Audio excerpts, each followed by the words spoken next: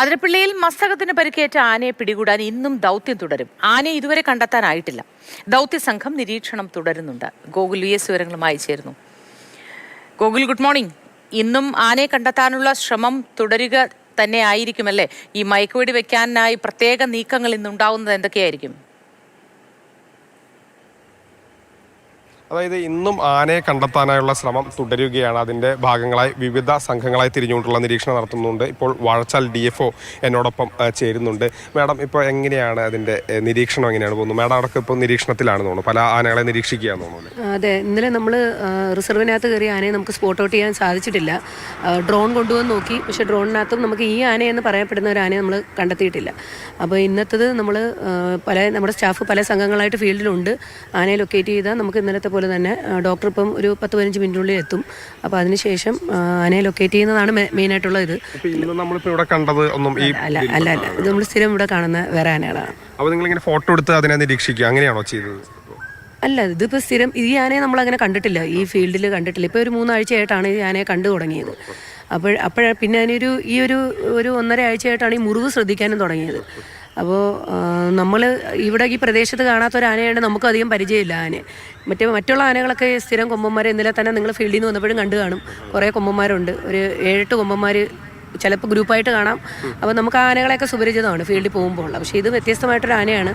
അപ്പോൾ കൂടാതെ ഇതിന് ഇതൊരു മുറിവേറ്റ ഒരു ഇതും കൂടെ ഉണ്ടായതുകൊണ്ട് പെട്ടെന്ന് നമുക്ക് അതിനെ ഐഡന്റിഫൈ ചെയ്യാൻ സാധിക്കുന്നുണ്ട്. ഇതിനടുത്തേക്ക് പോകാൻ ഇന്നലേക്ക് അപകടം നിറഞ്ഞൊരു സാഹചര്യമായിരുന്നു, വനപ്രദേശത്തേക്ക് ഇത് കയറിപ്പോയി. അതെ. കാരണം എന്ന് വെച്ചാൽ കാട്ടിനകത്ത് കയറി കഴിഞ്ഞാൽ ആ ഒരു നിബിഡമായിട്ടുള്ള വനമായതുകൊണ്ട് ആനയെ നമുക്ക് സൈറ്റ് ചെയ്യാൻ പറ്റില്ല. ആന തിരിഞ്ഞു വന്നാൽ പോലും ആൾക്കാർക്കും ഒരു റിസ്ക് ഫാക്ടർ ഉണ്ട്. അപ്പോൾ അതുകൊണ്ടാണ് ഒരു ലിമിറ്റ് വിട്ടിട്ട് അതിനെ ഇത് ചെയ്യാൻ പറ്റുള്ളൂ. പക്ഷേ ഇന്നലെ നല്ല സ്പീഡിൽ അത് കയറി പോയത്, അതുകൊണ്ട് നമുക്ക് ലൊക്കേറ്റ് ചെയ്യാൻ സാധിച്ചില്ല. ഇപ്പോൾ ഈ പ്ലാന്റേഷന്റെ ഭാഗത്ത് കിട്ടിയാൽ മാത്രമാണ് ആന, അങ്ങനെയാണോ? ആ സാഹചര്യം മാത്രം ഏകദേശം കംഫർട്ടബിൾ ആയിട്ട് അതിനെ ഡാട്ട് ചെയ്യാൻ പറ്റുന്ന ഒരു സ്ഥലം കിട്ടിയാലേ ഡോക്ടർ അത് ചെയ്യുള്ളൂ. കാട്ടിനകത്ത് വെച്ച് ചെയ്താലും ആന അങ്ങോട്ട് ഓടി പിന്നെ അതിന് ട്രീറ്റ്മെൻ്റ് ഒക്കെ കൊടുക്കണ്ടേ അല്ലേ? അപ്പോൾ അതുകൊണ്ട് അത് എങ്ങോട്ട് പോകും എന്നുള്ളത് നമുക്കറിയില്ല. അപ്പോൾ ഒരു നല്ല അതിന് പറ്റിയൊരു സ്ഥലം ഡോക്ടർ ആ സ്ഥലം എത്തുമ്പോൾ മാത്രമേ അദ്ദേഹം ചെയ്യൂ. ഇന്നലെ നമ്മൾ കണ്ട പ്ലാന്റേഷന്റെ ആ ഭാഗത്ത് മാത്രം അത് കംഫർട്ടബിൾ ഏരിയ ആണെന്ന് അദ്ദേഹം പറഞ്ഞുകൊണ്ടാണ് നമ്മൾ ആ സ്ഥലത്ത് തന്നെ ഇതിനെ ഓടിച്ച് കയറ്റി ഡാർട്ട് ചെയ്യാനായിരുന്നു ഉദ്ദേശിച്ചിരുന്നത്. പക്ഷെ എന്തായാലും ഓടിക്കാൻ തുടങ്ങിയപ്പോഴത്തേക്ക് ആന ഓടിപ്പോയി. ആരോഗ്യവാനാണ്, അങ്ങനെ ഓടാൻ കഴിയുന്നുണ്ട്. അതെ, കഴിഞ്ഞ ദിവസം വരെ അത് ആഹാരം എടുക്കുന്നുണ്ട്, അതെല്ലാം ചെയ്യുന്നുണ്ട്, ആരോഗ്യം ഉണ്ട്. പക്ഷെ എന്നാലും ചെറിയൊരു മൂവ്മെന്റിൽ ഒരു ചെറിയ കുറവ് ഫീൽ ചെയ്യുന്നുണ്ട്.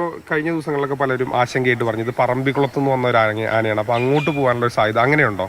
നമുക്കത് അറിയാൻ പറ്റത്തില്ല. ഇനിയിപ്പം രാത്രി ഇത് ഒരുപാട് കിലോമീറ്ററോളം സഞ്ചരിക്കുന്നതാണ് ആന. അപ്പൊ ഇനി രാത്രി അത് എങ്ങോട്ട് പോയിട്ടുണ്ടാവുമെന്ന് നമുക്കത് അറിയാൻ പറ്റില്ല. ഡ്രോൺ എന്തായാലും കൊണ്ടുവരും, പക്ഷെ ഒരു മിസ്റ്റ് ഉണ്ടെങ്കിൽ ഡ്രോണിൽ നമുക്ക് കവറേജ് കിട്ടില്ല. അപ്പോൾ കുറച്ചും കൂടെ ഒരു സൂര്യപ്രകാശം വന്നിട്ട് ഡ്രോൺ കൊണ്ടുവരാനായിട്ട് പോയിട്ടുണ്ട്. അപ്പോൾ അത് കഴിഞ്ഞ് നമുക്ക് അത് നോക്കാം. ടീമായി തിരിഞ്ഞിട്ടായിരിക്കും ഇപ്പോൾ ഡോക്ടർ പറഞ്ഞത് അവരുടെ കൂട്ടത്തിൽ മിനിമം ആൾക്കാർ, കാരണം ഇന്നലെ തന്നെ നമ്മുടെ സ്റ്റാഫിൻ്റെ എണ്ണം ഭയങ്കര കൂടുതലായിരുന്നു. നമ്മൾ ഇതിനെ ലൊക്കേറ്റ് ചെയ്തെടുക്കാനും ഒക്കെ ആയിട്ട്. അപ്പം പരിമിതമായിട്ട്, അല്ലെങ്കിൽ ഇവർക്കത് ഓപ്പറേറ്റ് ചെയ്യാൻ പറ്റില്ല. അപ്പം ഞങ്ങളുടെ ഫീഡ് അറിയാവുന്ന 2 സ്റ്റാഫും 2 വാച്ചേഴ്സും മതി ഇവരുടെ കൂട്ടത്തിൽ എന്നുള്ളതാണ് തീരുമാനം. ബാക്കി നമ്മൾ പല സ്ഥലങ്ങളിലായിട്ട് ആളെ നിർത്തും, കാരണം ഒരു എമർജൻസി സിറ്റുവേഷൻ വന്നാലും നമ്മൾ ഫേസ് ചെയ്യണം. അപ്പോൾ നമ്മുടെ കൂട്ടത്തിൽ സ്റ്റാഫ് എല്ലാം ഉണ്ട്. എന്നാൽ ഈ ഫീൽഡിൽ ഇറങ്ങുന്നവർ വളരെ ലിമിറ്റഡ് ആൾക്കാർ മാത്രമായിരിക്കും. അതിനോടൊപ്പം നമ്മുടെ ഒരു 5 പേര് ആയിരിക്കാം. അതെ. കാരണം ഏരിയ അറിയണം, റൂട്ട് അറിയണം, അത് പറഞ്ഞു കൊടുക്കാൻ നമ്മുടെ സ്റ്റാഫും 2 വാച്ചേഴ്സും.